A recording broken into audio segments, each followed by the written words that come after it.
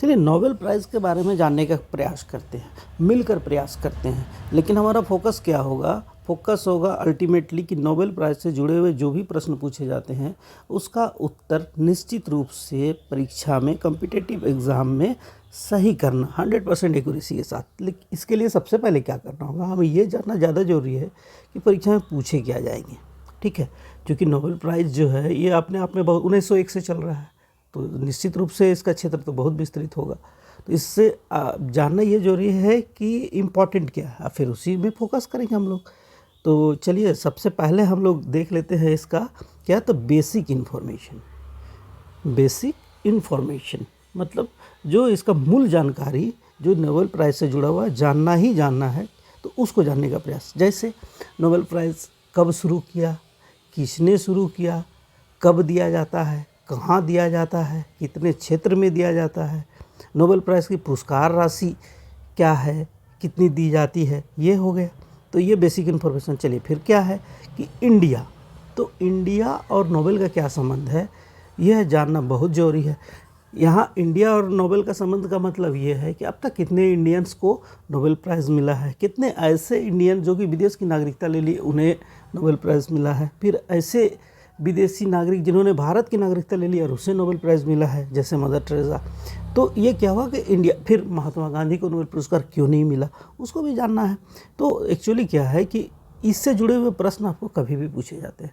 देखिए मेरा यह मानना है कि नोबेल पुरस्कार प्राइज़ जो दिया जाता है, नोबेल पुरस्कार जो दिया जाता है, इसका जो सबसे आसान सवाल होता है ना, वो क्या होता है, वो होता है करंट ईयर का नोबेल अवार्ड किसको दिया गया। तो अब जानते हैं कि अभी 2022 चल रहा है, तो हमारा फोकस कब होगा, तो फोकस होगा हमारा 2021। क्यों?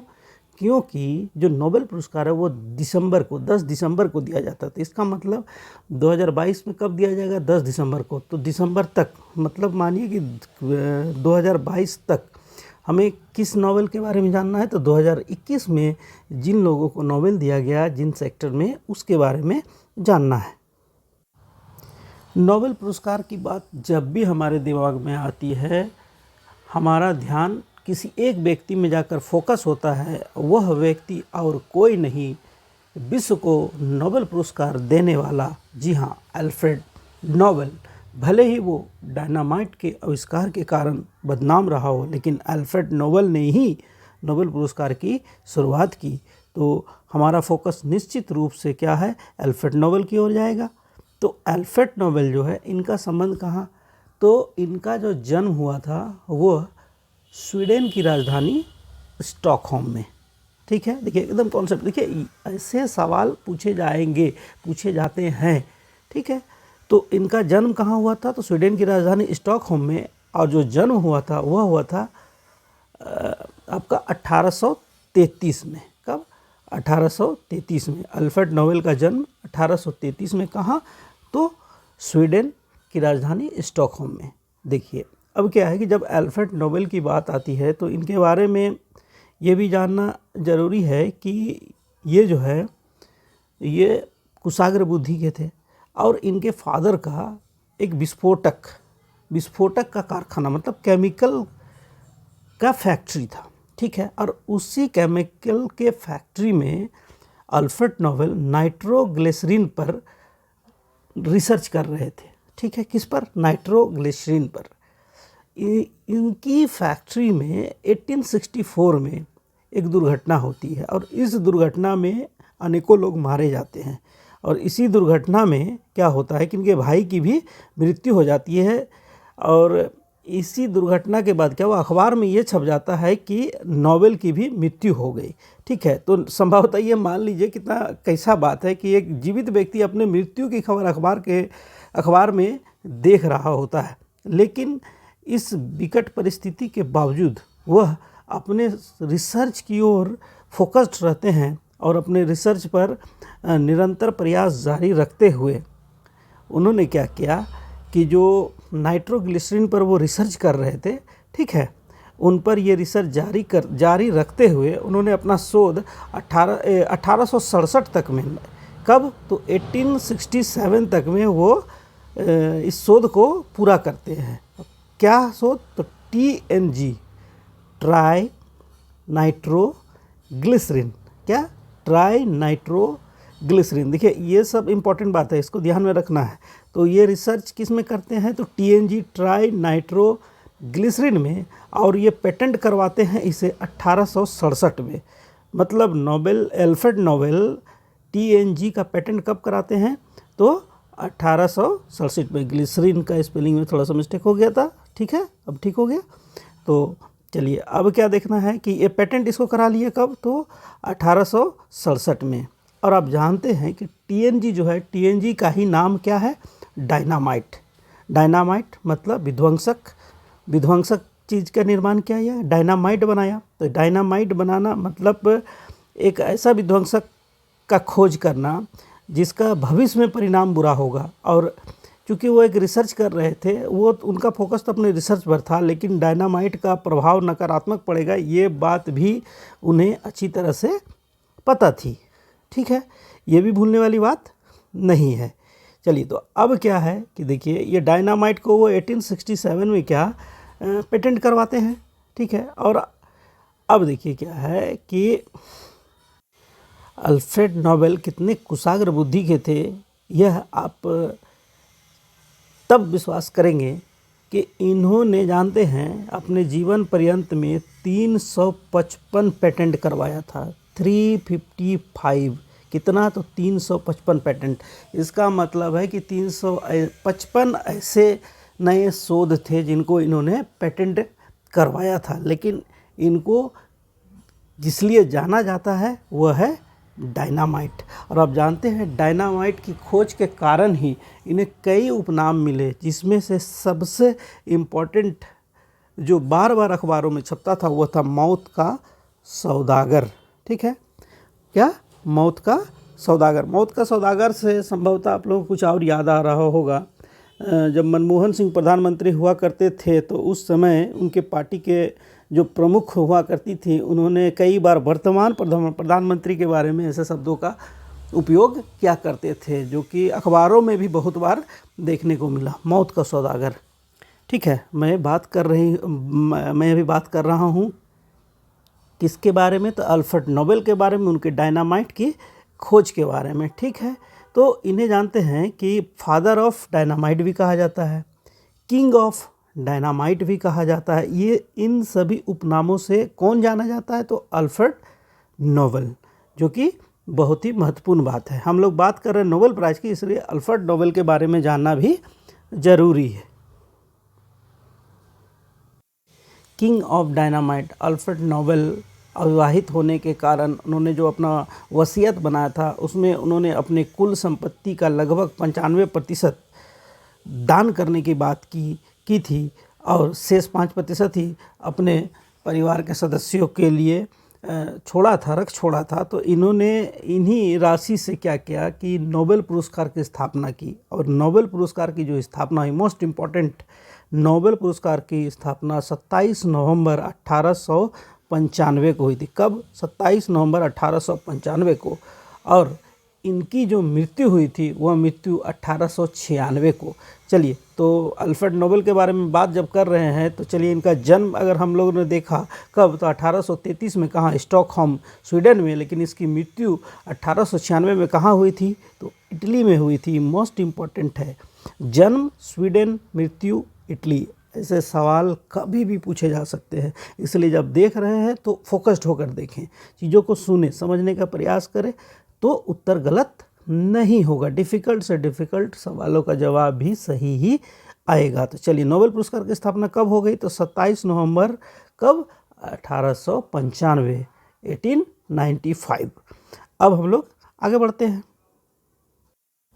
अल्फ्रेड नोबेल ने नोबेल पुरस्कार की स्थापना तो कर दी, लेकिन पुरस्कार किन क्षेत्रों में दिया जाएगा, किन किन क्षेत्रों में दिया जाएगा, कब से दिया जाएगा, कितना राशि दिया जाएगा, ऐसे चीज़ों की विवेचना होनी जरूरी है। और विवेचना हुई, ठीक है ना, विवेचना हुई, फिर ये तय हुआ कि कितने क्षेत्रों में दिया जाएगा नोबेल। तो चलिए सबसे पहले इसको जानेंगे, फिर किन किन क्षेत्रों के लिए नोबेल जिनको मिलेगा उनका चयन कौन करेगा, उस जो भी चयन करेगा, पात्रता किसको मिलना चाहिए और नहीं मिलना चाहिए, पात्रता तो तय होनी चाहिए, तो ये तय कौन करेगा, इसकी व्यवस्था। तो चलिए सबसे पहले हम लोग देख ले किसको, तो इकोनॉमिक्स। इकोनॉमिक्स की बात हम लोग कर रहे हैं, मतलब अर्थशास्त्र का नोबेल, है ना। सीधी सी बात है कि किसका, तो अर्थशास्त्र का नोबेल। तो अब बच गया। देखिए हम लोग सबसे पहले क्या समझना है कि नोबेल कितने क्षेत्र में दिया जाता है। तो चलिए, फिजिक्स, केमिस्ट्री, ठीक है। लेकिन एक कन्फ्यूजन होता है कि हाँ, फिजिक्स और केमिस्ट्री के साथ साथ हम लोग क्या बायोलॉजी को लेकर चलते हैं, ठीक है। लेकिन याद रखेंगे कि नोबेल बायोलॉजी में नहीं दिया जाता है। नोबेल किस में दिया जाता है, तो नोबेल दिया जाता है मेडिकल सेक्टर में, मतलब चिकित्सा। किसमें, चिकित्सा। तो हमारे पास क्या क्या हो गया, फिजिक्स, केमिस्ट्री, मेडिकल और इकोनॉमिक्स हमने लिखा हुआ है, ठीक है। अब जो मोस्ट इम्पॉर्टेंट आ गया, जिसके लिए नोबेल सबसे ज़्यादा चर्चा में रहता है, वो है पीस, शांति। शांति का नोबेल विश्व का संभवतः सबसे सम्मानजनक कोई ये पुरस्कार है, तो ये शांति का नोबेल। और अंत में क्या, तो लिटरेचर, साहित्य का नोबेल। क्या हो गया, साहित्य का नोबेल, ठीक है।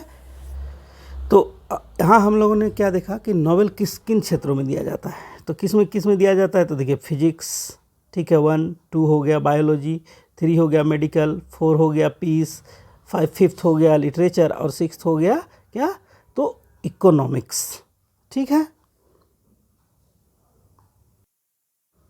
बार बार ये पूछा जाता है, इसको बिल्कुल गांठ बांध कर दिमाग में रखें, क्या कि नोबेल कितने क्षेत्र में दिया जाता है। अच्छा, लिटरेचर, LITERATURE, ठीक है, लिटरेचर। तो कितने क्षेत्र में दिया जाता है, तो 6। किसमें हो गया, तो physics, chemistry, medical, peace, literature and economics. अब चलिए क्या जानना है, तो अब ये जानना है कि ये पुरस्कार कब दिए जाते थे। तो चलिए देख लीजिए, फिजिक्स, केमिस्ट्री, मेडिकल मतलब चिकित्सा, शांति और साहित्य का पुरस्कार 1901 से दिया जा रहा है। मतलब फिजिक्स, केमिस्ट्री, मेडिकल, पीस और लिटरेचर का नोबेल जो दिया जाना शुरू हुआ, वो कब से शुरू हुआ, तो 1901 से। जबकि इकोनॉमिक्स का जो नोबेल दिया जा रहा है वह 1969 से दिया जा रहा है।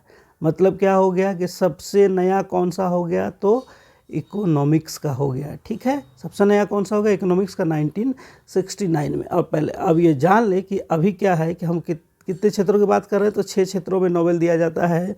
लेकिन जो इकोनॉमिक्स का नोबेल है, इसका मूल नोबेल का जो संस्थान जो देती है नोबेल प्राइज़, उससे जुड़ा हुआ नहीं है, बल्कि ये जो स्वीडन के जो केंद्रीय बैंक हैं उसके द्वारा ये स्थापित है। लेकिन ये अर्थशास्त्र के नोबेल के नाम से ही जाना जाता है, ठीक है। जो भी मोस्ट इम्पॉर्टेंट बातें आएगी उसको हम लोग डिटेल्स में निश्चित रूप से देखेंगे, ठीक है। चलिए अब आगे बढ़ते हैं। तो जान गए हम लोग कि फिजिक्स, केमिस्ट्री, मेडिकल, पीस और लिटरेचर का जो नोबेल है 1901 से दिया जा रहा है, जबकि इकोनॉमिक्स का नोबेल 1969 से दिया जा रहा है। लेकिन पात्रता का चयन कैसे होता है, चलिए सबसे पहले देख लेते हैं कि रॉयल स्वीडिश एकेडमी, क्या रॉयल स्वीडिश एकेडमी जो है, इसका है कि royal Swedish academy of sciences, ये है कहाँ, तो स्टॉकहोम में। ये किसके लिए, तो फिजिक्स, केमिस्ट्री और इकोनॉमिक्स। क्या, फिजिक्स, केमिस्ट्री और इकोनॉमिक्स के लिए पात्रता के चयन की जिम्मेदारी किसकी हुई, तो royal Swedish academy of sciences, Stockholm, ठीक है। क्लियर हो गया इसमें किसकी बात हम लोग कर रहे हैं, तो royal Swedish academy of sciences, Stockholm, ये देती है फिजिक्स, केमिस्ट्री और इकोनॉमिक्स के लिए क्या, मतलब पात्रता का चयन करती है। फिर जैसे हम लोग आगे बढ़ेंगे तो चलिए देख लेते हैं हम लोग किसको, तो देखते हैं पीस को। तो पीस के लिए क्या है कि नोबेल कमेटी है, ठीक है। पीस के लिए है नोबेल कमेटी होता है, पीस के लिए नोबेल एकेडमी जो किसका चयन करती है, तो पीस पुरस्कार, नोबेल पीस जो दिया जाएगा, नोबेल एकेडमी चयन करती है नोबेल पीस के लिए पात्रता का, ठीक है। सीधी सी बात हो गई। अब हमारे पास क्या बचा है, तो हमारे पास बच गया क्या, तो एक बच गया लिटरेचर और दूसरा हो गया मेडिकल। तो चलिए लिटरेचर को देख लेते हैं। तो लिटरेचर के लिए क्या होगा कि नोबेल स्वीडिश एकेडमी, इसको कौन देती है, तो नोबेल स्वीडिश एकेडमी ही देती है इसको पीस के लिए, लिटरेचर के लिए, पीस के लिए सॉरी, लिटरेचर की बात हम लोग, साहित्य बात किसकी कर रहे हैं, तो हम लोग बात कर रहे हैं साहित्य की। थोड़ा बहुत इधर उधर हो जाता है। चलिए अब हमारे पास क्या बच गया, तो अब सीधी सी बात है, हमारे पास बच गया चिकित्सा, जो कि दिया कब से जा रहा है, तो 1901 से। तो चलिए चिकित्सा के लिए निश्चित रूप से एक बिल्कुल अलग सेक्टर हो गया, तो इसका चयन की जिम्मेदारी भी अलग होगी। तो इसके जो चयन की जिम्मेदारी है वह है कैरोलिंस्का इंस्टीट्यूट। क्या है कैरोलिंस्का? देखिए ध्यान से सुनने से ही ध्यान में बैठ जाएगा। कैरोलिंस्का, ठीक है, Karolinska institute, Karolinska institute Nobel assembly, कहाँ? तो स्वीडन। ठीक है, बात किसकी करें तो चिकित्सा की, तो Karolinska institute of Nobel assembly ये देती है चिकित्सा का। तो चलिए सबका हो गया। अब यहाँ किसको कौन देती है? अच्छा, जो अर्थशास्त्र का नोबेल है, चलिए आप जानते हैं कि सबसे नया यही है। कब से दिया जा रहा है? तो 1969 से। तो अर्थशास्त्र का जो नोबेल है ना, ये स्वीडन के केंद्रीय बैंक द्वारा स्थापित हुआ। क्या है? स्वीडन का जो केंद्रीय बैंक है उसके द्वारा स्थापित है ये, ठीक है। और जो अर्थशास्त्र का नोबेल प्राइज़ है ना, इसका एक दूसरा नाम भी है। चलिए उसको देखने का प्रयास करते कि आखिर किस नाम से जाना जाता है। तो ये और कोई दूसरा नाम नहीं, बल्कि ये उसी बैंक का नाम है जो कि स्वीडन का केंद्रीय बैंक है, जिसके द्वारा जो इकोनॉमिक्स का जो नोबेल है वो 1969 में इस्टेब्लिश्ड किया गया था। ठीक है, हम बात किसकी कर रहे हैं? तो इकोनॉमिक्स के नोबेल की बात कर रहे हैं। ठीक है, तो चलिए उसको देख लेते हैं। तो ये इसका नाम क्या है? चलिए, तो इसका नाम है सेवेरिजस रिस्क बैंक पुरस्कार। क्या है? सेवेरिजस रिस्क बैंक पुरस्कार। किसका नाम हो गया? तो ये नाम हो गया अर्थशास्त्र के लिए जो नोबेल दिया जाता है उसका दूसरा नाम। तो कहीं भी प्रश्न में ये भी आ सकता है कि ये नोबेल सेवेरिजस रिस्क बैंक जो नोबेल है वो किस क्षेत्र के लिए दिया जाता है? तो इकोनॉमिक्स के लिए। ठीक है, तो अब ये क्लियर हो गया, हम लोगों ने अभी डिटेल्स में देखा। चलिए अब आगे बढ़ते हैं। भौतिकी, रसायन और अर्थशास्त्र का नोबेल की जिम्मेदारी royal Swedish academy of sciences Stockholm, फिर मेडिकल का Karolinska institute of Nobel assembly, फिर आगे बात करेंगे हम लोग किसकी? तो शांति की, तो शांति का नोबेल के लिए नोबेल एकेडमी, और फिर अंत में साहित्य का तो नोबेल स्वीडिश एकेडमी। ठीक है, ये क्लियर हो गया कि जो नोबेल 6 सेक्टर्स में दिया जाता है उसके पात्रता का चयन कौन करती है। इस तरह क्लियर हो गया। देखिए अब क्या सवाल बचा? तो अब जो सवाल बचा वह है कि नोबेल पुरस्कार कब दिया जाता है और कहाँ दिया जाता है। तो चलिए उसको भी जानना जरूरी है ना। तो सबसे पहले देखिए क्या है कि नोबेल पुरस्कार अब जानते हैं कि 10 दिसंबर को दिया जाता है। ठीक है, ये 10 दिसंबर को ही क्यों दिया जाता है? क्योंकि 10 दिसंबर जो है वो अल्फ्रेड नोबेल की पुण्यतिथि है। ठीक है, चलिए 10 दिसंबर जो है वो अल्फ्रेड नोबेल की पुण्यतिथि होने के कारण नोबेल का पुरस्कार जो है वो 10 दिसंबर को ही दिया जाता है। अब कहाँ दिया जाता है? तो कहाँ दिया जाता है में कन्फ्यूजन है। कन्फ्यूजन यह है क्योंकि इससे बार बार सवाल पूछे जाते हैं। कारण यह है कि नोबेल पुरस्कार जो है कितना दिया जाता है? तो 6, लेकिन उसमें से जो एक पुरस्कार है वह नॉर्वे की राजधानी ओस्लो में दिया जाता है, और वह पुरस्कार है शांति का नोबेल। ठीक है, शांति का नोबेल कहाँ दिया जाता है? ओस्लो का। तो शेष जो 5 बच गया वह दिया जाता है स्टॉकहोम में, और स्टॉकहोम कहाँ है? तो यह स्वीडन का कैपिटल है। तो इस तरह देख रहे हैं जो पुरस्कार का नोबेल पुरस्कार का संबंध है सीधे सीधे कहाँ दिया जाता है? हमारा स्वीडन मतलब स्टॉकहोम। लेकिन जब ओस्लो की बात आ जाती है, मतलब शांति पुरस्कार की बात आती है, तो ये कहाँ चला जाता है? नॉर्वे। ठीक है ना। तो चलिए इसको दिमाग में रखना है कि 5 कहाँ? स्टॉकहोम में और 1 ओस्लो में दिया जाता है। ठीक है, अभी हम लोग जो फोकस कर रहे हैं वो नोबेल प्राइज़ से जुड़ा हुआ बेसिक इन्फॉर्मेशन के बारे में कर रहे हैं। जी हाँ, वो तो समझ में आ ही रहा है कि यहाँ क्या है। हम लोगों ने देखा कितने सेक्टर में दिया जाता है, फिर कहाँ दिया जाता है, कब दिया जाता है, जैसे चीज़ों को हम लोगों ने डिटेल्स में जाना। इसका मतलब यह है कि नोबेल प्राइज़ से जुड़ा हुआ कोई भी सवाल जो बेसिक इन्फॉर्मेशन है वो आपसे गलत नहीं होंगे अगर आपने ध्यान से इसको देखा है। तो चलिए बेसिक इन्फॉर्मेशन अभी यहाँ कंप्लीट नहीं होता है। ठीक है, इसलिए कंप्लीट नहीं होता है कि आप जानते हैं कि नोबेल जो प्राइज़ दिया जाता है उसके साथ एक सर्टेन अमाउंट भी दिया जाता है।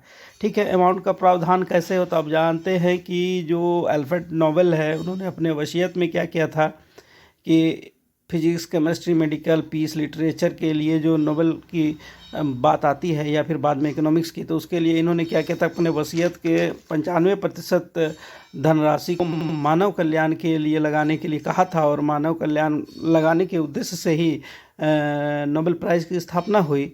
और इसके तहत क्या किया गया कि अब जानते हैं कि 27 नवंबर 1895 को नोबेल पुरस्कार की स्थापना हुई और 1896 में ही 1896 में उनकी मृत्यु हो जाती है। लेकिन वसीयत के कारण जो धनराशि प्राप्त हुई उससे नोबेल पुरस्कार विजेताओं को अब जानते हैं कि 10 मिलियन स्वीडिश क्रोनर दिया जाता है। क्या, कितना? तो 10 million Swedish kronor. 10 million Swedish kronor अगर आप मतलब भारतीय रुपया की बात करें कि भारतीय रुपया में कितना होता है, तो ये हो रहा है 8.5 करोड़ रुपीज़, 8.5 करोड़ रुपया। डॉलर की बात वर्तमान समय में अगर किया जाए तो ये हो जाएगा 11.4 लाख US डॉलर। ठीक है, तो इसमें कितनी राशि मिलती है? तो 10 मिलियन स्वीडिश क्रोनर, मतलब 8.5 करोड़ या फिर आप इसको कहिए 11.4 लाख US डॉलर।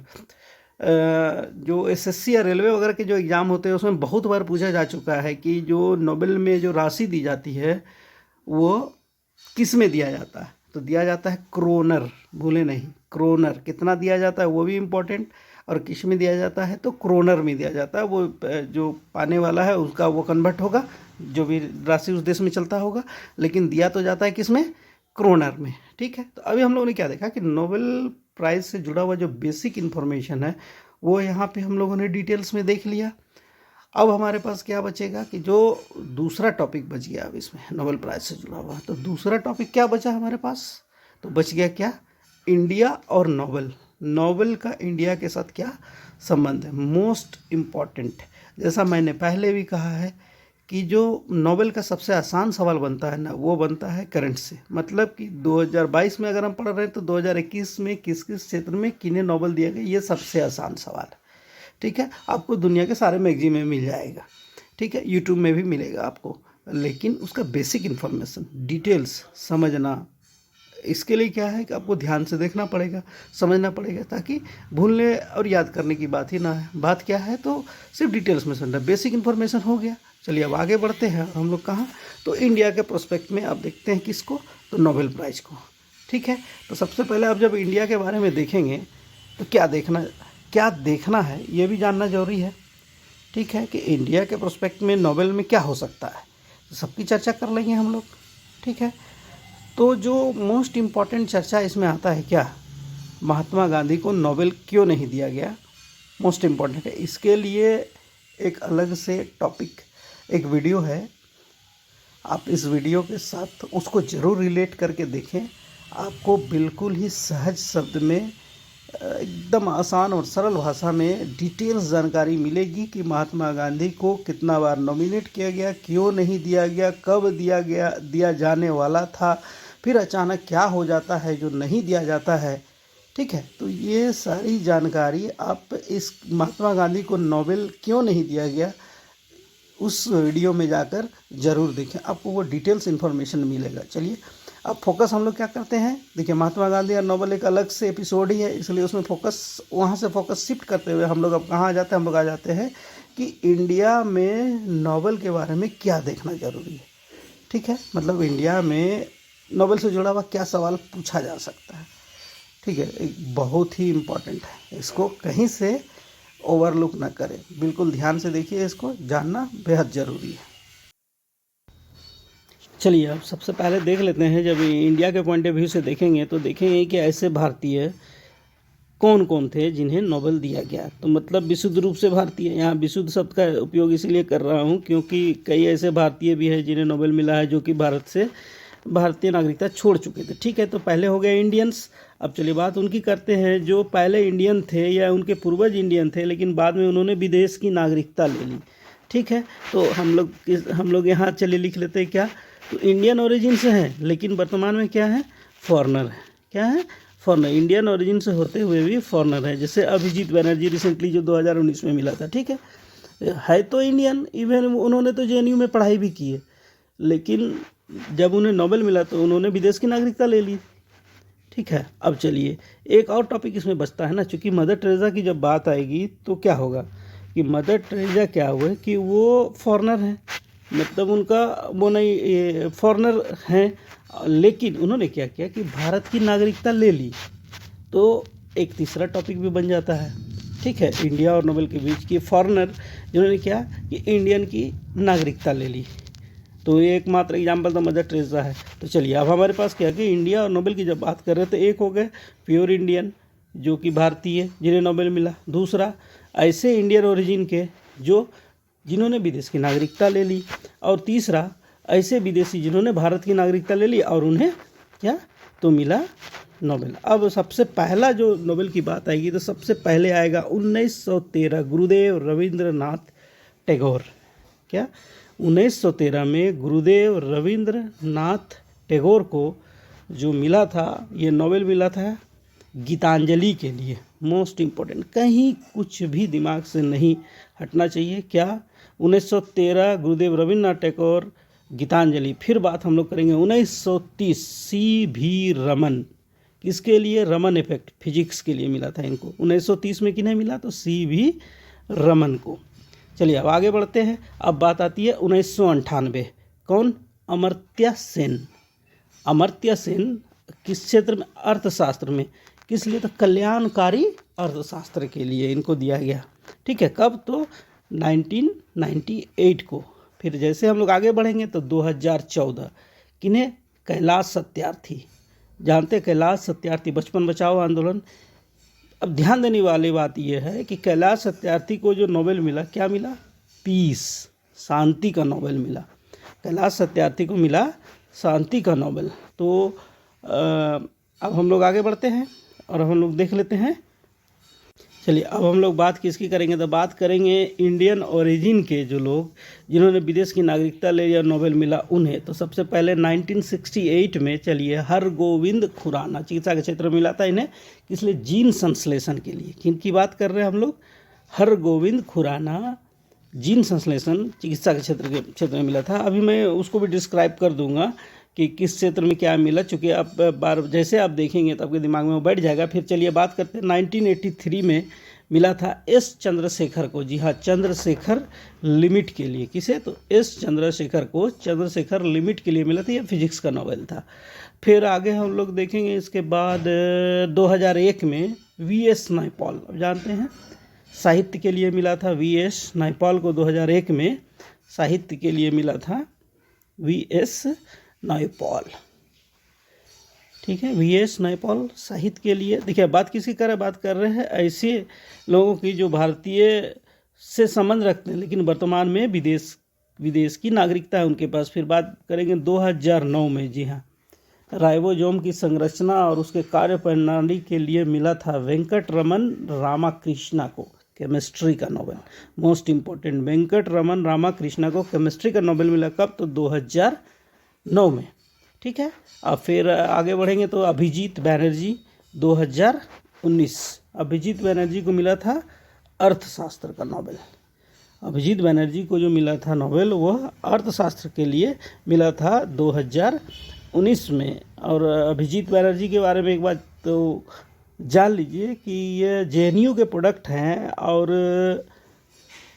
किसी छात्र आंदोलन के दौरान इन्हें जेल भी जाना पड़ा था। ये तिहाड़ जेल में भी 10 दिन रह चुके हैं। इन्होंने नोबेल पाने के बाद जब भारत की यात्रा की थी तो अहमदाबाद में कार्यक्रम में उन्होंने खुद लिख किया था कि मैं 10 दिनों तक तिहाड़ जेल में था और उस समय सबों ने कहा था कि आप का अब आगे कुछ नहीं हो सकता है क्योंकि अपने छात्र राजनीति में आए हैं और आपको जेल भी जाना पड़ा है। लेकिन मैंने अपने फोकस को शिफ्ट होने नहीं दिया और इकोनॉमिक्स में जो मेरा फोकस था उसी फोकस को बनाए रखा और उसका सम्मान है कि आज मुझे अर्थशास्त्र के लिए नोबेल मिला। फिर बात कर लेते हैं हम लोग ऐसे विदेशी जो 1979 में जो मदर टेरेसा को दिया गया था, वो ऐसे विदेशी जिन्होंने भारत की नागरिकता ले ली थी। बात किसकी कर रहे हैं? तो ऐसे फॉरेनर जो कि भारत की नागरिकता ले ली। कौन?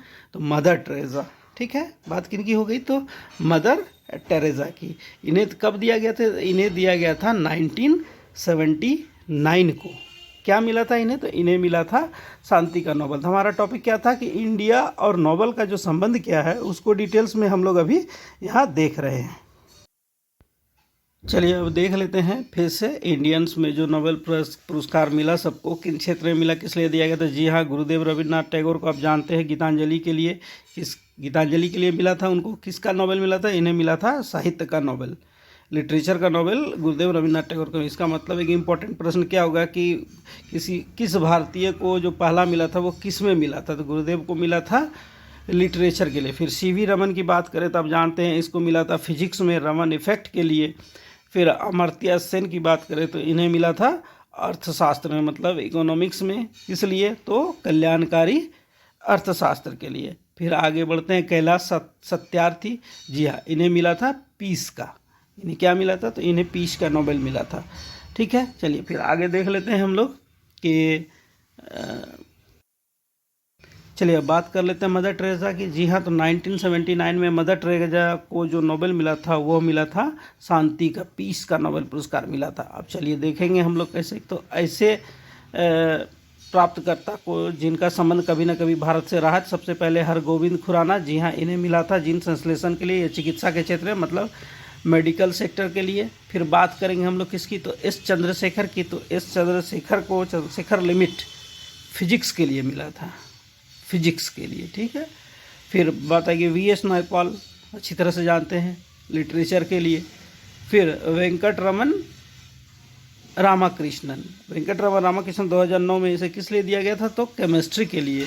और अभिजीत बैनर्जी को दिया गया था इकोनॉमिक्स के लिए। तो क्लियर हो गया कि अब तक जो भी इंडियंस हैं उन्हें जो नोबेल पुरस्कार मिला है वो किस सेक्टर में मिला है। और अब आप जब डिटेल्स में देख रहे हैं तो आपको पता भी चल रहा है कि कितने लोगों को मिला है। तो अब अगर काउंट करेंगे सिंपली तो सिर्फ इंडियन की बात करें तो 4, एक ऐसे जो कि भारतीय नागरिकता ली मदर टेरेसा, तो 5, और ऐसे फिर कितने हो गए? तो 5 हो गए जो कि कभी जिनका भारत से संबंध था, वर्तमान में विदेशी नागरिकता, लेकिन उन्हें नोबेल मिला। तो इस तरह कुल कितने हो गए? तो आप देखेंगे तो भारत और नोबेल के संबंध की बात जब करेंगे तो कुल हो जाएगा 10, मतलब 10 ऐसे प्राप्तकर्ता हो गए जिन्हें नोबेल पुरस्कार मिला है, जिनका संबंध किसी न किसी रूप से भारत से है। अच्छा, इसको अच्छा फिजिक्स में पीस, हाँ ठीक है, क्योंकि पीस के साथ ना कन्फ्यूजन हो रहा है। फिर बाद में आप देखेंगे तो बोलेंगे इसमें भी पी लिखा हुआ है, उसमें भी पी लिखा हुआ नहीं। पी का मतलब पीस हो गया, ठीक है, और पीएच कर दिए तो वो हो गया फिजिक्स के लिए। ठीक है, चलिए तो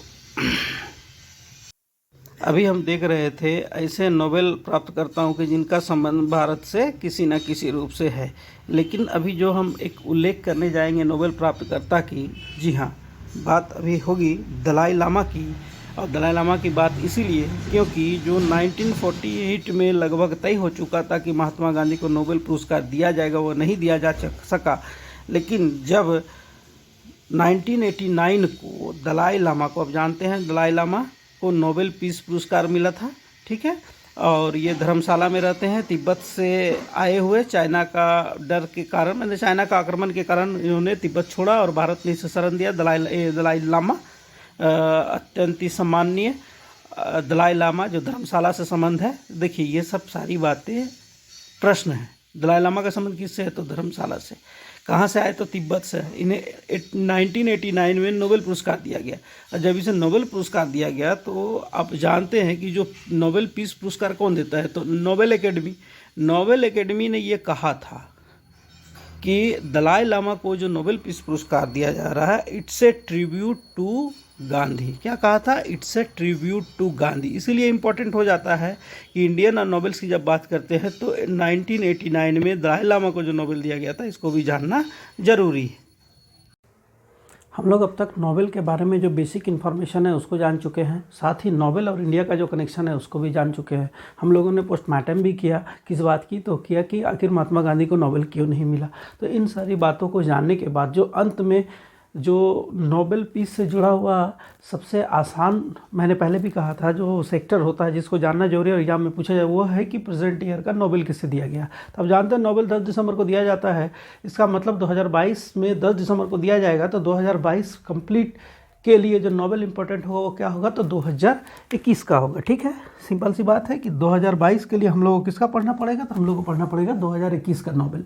ठीक है, ये इंपॉर्टेंट है। ये साधारणतः क्या होता है कि ये नाम आपको याद रखने होंगे क्योंकि इससे जुड़ा हुआ सवाल आपसे पूछे जा सकते हैं। ठीक है, चलिए। लेकिन बेसिक इन्फॉर्मेशन में जो एक बात उस समय मैं नहीं किया था वो क्या था कि जो पहली बार जो नोबेल मिला ना तो किसे मिला ये जानना ज़्यादा जरूरी है। ठीक है, तो इसको भी चलिए बहुत ही तेज़ी से देख लेते हैं। देखिए फर्स्ट एवर जो नोबेल दिया गया तो 1901 में दिया गया, आप जानते हैं। तो चलिए सबसे पहले बात कर लेते हैं किसकी, तो मेडिकल सेक्टर में मतलब चिकित्सा का नोबेल 1901 में किसे दिया गया, तो एडोल्फ वेहरिंग को दिया गया। कहाँ के थे, तो जर्मनी के थे। फर्स्ट मेडिकल का जो नोबेल मिला, मेडिकल सेक्टर में नोबेल किसे मिला, तो बेहरिंग। देखिए जो याद करने का, अपने दिमाग में रखने के लिए, बेहरिंग। ठीक है, फिर बात करेंगे क्या 1901 में ही दिया गया फिजिक्स का, तो फिजिक्स का किसे दिया गया, तो रॉन्टजन को। ये कहाँ से थे, तो जर्मनी से। किन्हें, रॉन्टजन, जर्मनी से 1901 में। किसके लिए, फिजिक्स के लिए। ठीक है, फिर 1901 में ही केमिस्ट्री के लिए दिया गया, किसे, वंडर हॉप को। कहाँ से थे, तो हॉलैंड। अभी हम लोग हॉलैंड को क्या कहते हैं, नीदरलैंड। ठीक है, तो नीदरलैंड या हॉलैंड, कौन, वंडर हॉप, केमिस्ट्री के लिए 1901 में। फिर आ जाती है बात साहित्य की, तो साहित्य में 1901 में किसे दिया गया, तो सूली प्रोधम को दिया गया। ये कहाँ से थे, तो फ्रांस से। सूली प्रोधम कहाँ से थे, फ्रांस से। बात किसकी कर रहे हैं, तो साहित्य के नोबेल की। कब, तो पहला। फिर चलिए बात शांति की कर लेते हैं। तो पीस का जो नोबेल प्राइज 1901 में दिया गया था वो हेनरी ड्वेडेंट को दिया गया था। हेनरी ड्वेडेंट जो है स्विट्जरलैंड से संबंधित है। कहाँ से, तो स्विट्जरलैंड से। चलिए फिर देख लेते हैं अंत में कि 1969 में शुरू किया गया था क्या, तो अर्थशास्त्र का नोबेल। अर्थशास्त्र का जो पहला नोबेल मिला था वो टिमरजेन और रेगनर फ्रिश को मिला था। टिमरजेन जो हॉलैंड, वर्तमान में नीदरलैंड, और रेगनर फ्रिश फ्रांस से थे। ठीक है, तो हम लोगों ने देखा कि 1969 में जो अर्थशास्त्र का नोबेल मिला था वो टिम्बरजन और रेगनर फ्रिश को मिला था। ठीक है, तो क्या है, ये बेसिक इन्फॉर्मेशन का एक पार्ट है जो उस समय मैं उल्लेख नहीं कर पाया था। लेकिन इसमें क्या है, चलिए बहुत ही तेज़ी से हम लोग देख लेते हैं कि फर्स्ट एवर जो नोबेल मिला था, तो सबसे पहले ये जान लीजिए कि मेडिकल, फिजिक्स, केमिस्ट्री, लिटरेचर और पीस, इसका जो नोबेल है कब दिया गया था, तो इसका नोबेल दिया गया था 1901। ठीक है, लेकिन अर्थशास्त्र का नोबेल कब दिया गया था, तो 1969। ठीक है, तो इसमें क्या होगा, पहले बार जो नोबेल मिला, तो चलिए पहले बार, तो सवाल तो यहीं से बन जाता है कि पहली बार नोबेल कितने सेक्टर के लिए दिया गया था, तो 1, 2, 3, 4 एंड 5। नोबेल कितना सेक्टर में दिया जाता है, तो 6। ये कब से दिया गया, तो 1969 से। चलिए एक बेसिक छोटा सा इम्पॉर्टेंट है नोट, इसको ध्यान में रखिए कि हेनरी ब्रेक और लॉरेंस ब्रेक जो है ये पिता पुत्र की जोड़ी है जो 1915 में नोबेल दिया गया था। अब तक का एकमात्र उदाहरण, ठीक है, कि पिता पुत्र हेनरी ब्रेक और लॉरेंस ब्रेक को नोबेल पुरस्कार मिला था। ठीक है, 1915 में। अब चलिए आ जाते हैं, फोकस शिफ्ट होता है करंट में। नोबेल में करंट में क्या जानना है, तो 2021। मैंने कहा था कि 10 दिसंबर को दिया जाता है, इसलिए 2021 का ही नोबेल आपका 2022 के लिए इम्पोर्टेंट हुआ। ठीक है, तो चलिए सबसे पहले आप देख लेते हैं। तो सबसे पहले किसको देखेंगे, तो हम लोग देखेंगे चिकित्सा का नोबेल किसे मिला। ठीक है, तो डेविड जूलियस जो अमेरिकी थे और पाटापोर्टियन जो है ये लेबनानी मूल के हैं, लेकिन वर्तमान में अमेरिका की नागरिकता है। तो डेविड जूलियस पाटापोर्टियन को जो दिया गया वो किसके लिए दिया गया, तो चिकित्सा के लिए। फिर आ जाते हैं मनाबे जापान से, हैजलमैन जर्मनी से और पारिसी इटली से। मतलब मनाबे, हैजलमैन और पारिसी ये तीनों जो है इनको नोबेल दिया गया किस के लिए, 2021 में, ये फिजिक्स के लिए दिया गया। फिर चलिए हम लोग बात करते हैं बेंजामिन और मैकमिलन। बेंजामिन कहाँ से, तो जर्मनी से, और मैकमिलन कहाँ से, तो अमेरिका से। और बेंजामिन और मैकमिलन को जो नोबेल दिया गया वो दिया गया था केमिस्ट्री का। अब चलिए आते हैं मोस्ट इम्पॉर्टेंट, जिससे आपको सवाल पूछे ही जाएंगे। मोस्ट इम्पॉर्टेंट क्या, अब्दुल रज़ाक गुरनाह जो है इन्हें साहित्य का नोबेल दिया गया। और ये इनका संबंध कहाँ से, तंजानिया से। देखिए इसमें कितना 3 सवाल बन रहा है। पहला कि साहित्य का नोबेल 2021 में किसे दिया गया। ठीक है, तो अब्दुल रज़ाक गुरनाह जो है कहाँ के निवासी हैं, तो तंजानिया के। तो ये दोनों बहुत ही मोस्ट इम्पॉर्टेंट हो गया कि आपको साहित्य वाला तो रखना ही रखना है दिमाग में। क्या, इसलिए क्योंकि साहित्य से बार बार पूछा जाता है। देखिए नोबेल में जनरली क्या है ना कि फिजिक्स और केमिस्ट्री को बहुत कम पूछा जाता है, मेडिकल सेक्टर को कभी कभी पूछा जाता है। ठीक है, जो पूछा जाता है ट्रेंड में होता है वो होता है पीस, नंबर 1, नंबर 2 लिटरेचर, और थर्ड जो होता है वो होता है इकोनॉमिक्स का। ठीक है, ये तीनों मोस्ट इंपॉर्टेंट हो जाता है। तो अब्दुल रज़ाक गुरनाह तंजानिया का, इसे किस क्षेत्र के लिए दिया गया था, तो दिया गया था साहित्य का। चलिए अब बात करते हैं किसकी, तो बात करेंगे हम लोग पीस, नंबर 1, पूछने के दृष्टिकोण से नंबर 1, मारिया रेसा फिलीपींस और दमित्री मुरातोव रूस। इन दोनों को संयुक्त रूप से दिया गया किसका नोबेल, तो पीस का नोबेल। मारिया रेसा फिलीपींस और दमित्री मुराटोव रूस, इन दोनों को संयुक्त रूप से दिया गया पीस का नोबेल। पीस का नोबेल, पीस का नोबेल, शांति का नोबेल 2021 जो 2022 तक चलेगा हमारा एग्जाम के पॉइंट ऑफ व्यू से। वो क्या हो गया? तो मारिया रेसा, दमित्री मुराटोव, ये मोस्ट इंपॉर्टेंट है, ये तो इससे तो सवाल होना ही होना है। फिर अंत में हम लोग चलिए देख लेते हैं किसको, तो देख लेते हैं इकोनॉमिक्स को। तो इकोनॉमिक्स में 3 लोगों को दिया गया है, डेविड कार्ड, जोशुआ और गुइडो, और ये तीनों कहाँ? तो तीनों अमेरिकी नागरिक हैं। ठीक है, तीनों हो गए अमेरिकी नागरिक। कौन? तो डेविड कार्ड, जोशुआ और गुइडो, ये तीनों अमेरिकी नागरिक। तो बहुत ही तेजी से रिवाइज करते हैं हम लोग। तो चलिए इंपॉर्टेंट का पॉइंट ऑफ व्यू से रिवाइज करेंगे किसको? तो 2021 के नोबेल को। तो सबसे पहले हम लोग, हमारा फोकस जाएगा मारिया रेसा फिलीपींस, दमित्री मुराटोव रूस, इन दोनों को संयुक्त रूप से दिया गया शांति का नोबेल। फिर बात आएगी अब्दुल रजाक गुरनाह तंजानिया, इसे दिया गया साहित्य का नोबेल। और फिर तीसरे में हम लोग देखेंगे डेविड कार्ड, जोशुआ और गुइडो को, जो कि तीनों अमेरिकी नागरिक हैं, और इन्हें दिया गया अर्थशास्त्र का नोबेल। और फिर हम लोग शिफ्ट करेंगे कहाँ? तो बेंजामिन और मैकमिलन जो है, इन्हें दिया गया केमिस्ट्री का नोबेल। फिर मनावे, हेजलमैन और पारिसी को दिया गया फिजिक्स का नोबेल। और बात करेंगे मेडिकल सेक्टर में, तो डेविड जूलियस अपेटापोर्टियन, ये दोनों जो हैं, इन्हें दिया गया किसका? तो चिकित्सा का नोबेल। देखिए ये बात कब की हो गई? तो 2021 नोबेल की। तो इस तरह नोबेल का जो सीरीज है कंप्लीट होता है, और इससे निश्चित रूप से सवाल पूछे जाते हैं, इसलिए इसको जहन में रखना काफ़ी ज़रूरी है।